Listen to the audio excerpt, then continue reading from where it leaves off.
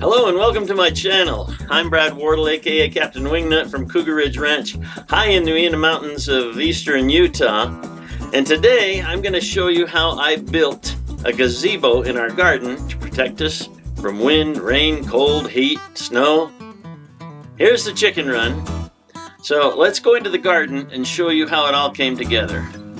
Before I got started, you can see I was putting in a line up here to the bee shed so that we don't have to bucket water up to them.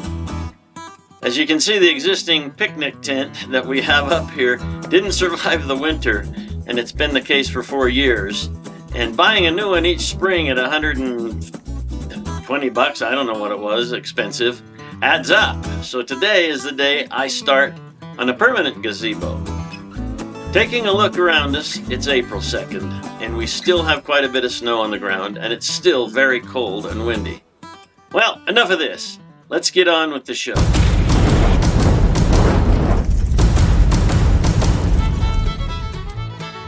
Before we ever built the planter boxes and were trying to grow stuff in pots, we had a 10x10 dining cover to protect us from rain, hot sun of summer, and protect garden stuff through the winter. But no matter how many poles and props I put up, our heavy winter snows would always crush the dining cover, and I'd have to put a new one up in the spring, like you see here. We lived with this dining cover destruction for 5 years. Thinking about it, I decided in just 5 more years I could have paid for a permanent gazebo. So April 1st, 2020, I started to build one, mainly with stuff I had laying around. So first I dug down to the rock layer, drilled 18 inches into the rock, and set rebar to attach the concrete to the rock below. Then I poured the pylons with the pole sets in place. And once these babies cured, I put up the legs and started building the frame.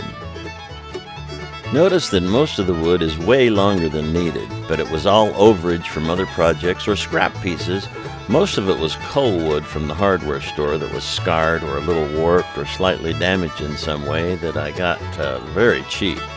No matter, it would straighten and comply as it all became one structure. I didn't have the room between the planter boxes to make it exactly 10x10, so each piece was custom cut to fit to render the final structure looking like it's a perfect 10x10. Most of these pieces were not easy to put in place as a solo carpenter. Petite little Miss Chrissy would come and help me lift and stabilize the big heavy pieces while I got them secured in place, but for the most part, I was an old mountain man building it totally by myself from an image I had in my head. And while I had a lot of extra cutoff pieces at the start, I was able to utilize almost all of the wood in one place or another, and at the end, I only had small pieces, most less than a foot long, to go into the winter wood pile. It's now the middle of May. I've been working on this now for 6 weeks, in between taking time off to do other things, and you can see that we've got the garlic and the onions planted in the garden, but I'm still trooping along getting this done before the summer heat gets to us. And I have to take a little time out here and there to go plant seeds and get some other things done. So it hasn't been a total full time on this project. But I've been working hard, got the roof on as you can see here. And now we've got the fascia painted and the flashing on and ready to move on and put the tie paper onto the roof. So now it's about June 1st and I've got the tar paper on, and we're ready to start bringing stuff out to the garden, but I've got so much junk in the way. Probably got half of my tools out. Oh yeah, we got a shelf in there to keep things up and out of the winter weather as well. But here we are. See, I've got more stuff planted and putting the roof on. This was a real slippery thing to do. That metal is so slick. You have to be really careful. Keep your shoes all clean and not want to slip off. Of course, it's not that much of a fall into that soft dirt, but here we are. We've got it just about finished, and we're ready to start utilizing it. I got to put the sides on, put the door on, get those things done, and it's ready to go.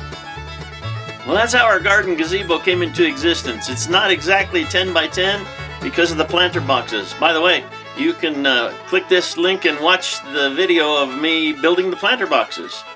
But a good carpenter can make a non-square, non-even structure look like it's perfect.